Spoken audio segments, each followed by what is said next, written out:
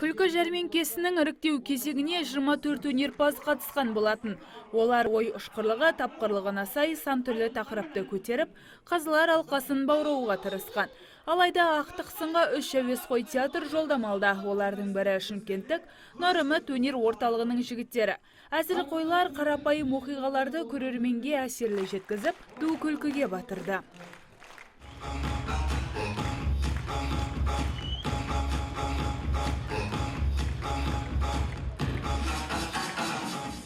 Біз әзілдерді жаңағы көптеген жайдарманға сайыстарға қатысып жүріп, осы өзіміздің отбасымызда болған жағдайлардан, соларды қызықты жағдайларды алып, соларды бір бала басындағы жағдайды айтады, соны әкеп барлығымыз пісіреміз, ортаға алып келіп сөйтіп шығады.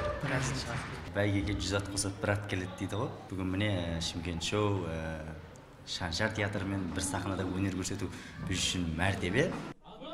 Фестиваль аясында Шымкент шоу, Шаншар, Күлкі базар, оқу сынды республикаға әйгілі әзіл-сықақ театрлары келіп, өнерлерін паш етті. Осылайша олар өнердегі ізбасарларын демеп, қолдау көрсетті.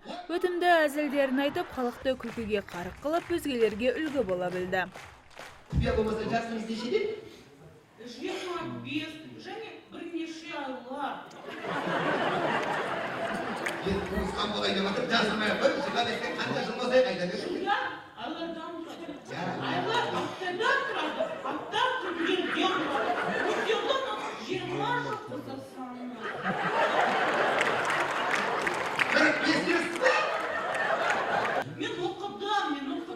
Мен бірінші кластан 5-ші класқа дейін мен оқығанмын. Мен жұлдыздан суреті бар, мен Тақырбас Ленин атанан суреті бар, Владимирович Ленин атанан суреті бар, мен қызыл грамота оқығанмын.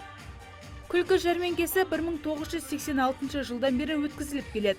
Осы аралықта талай таланттардың жұлдызын жағып, алталашқа әйгілі ете білді. Олардың қатарында Уәлибек Абдраимов, Жүсіп Ақшора, Нұржан Төлендиев, Жұлдызай сынды көрермен көзайымына айналған сахна саңлақтары бар. Бүгінгі күні де өз бағытына сай жастарды шабыттандырып, талантын шыңдауда.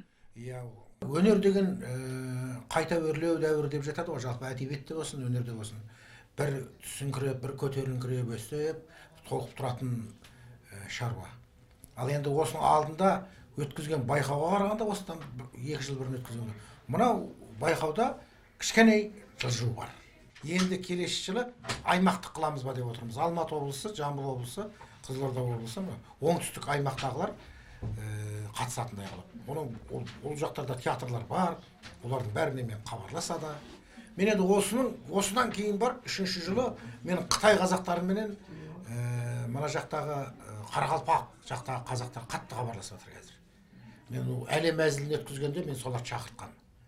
Енді бір сондай қылып бір тағы да істесеңізші деп.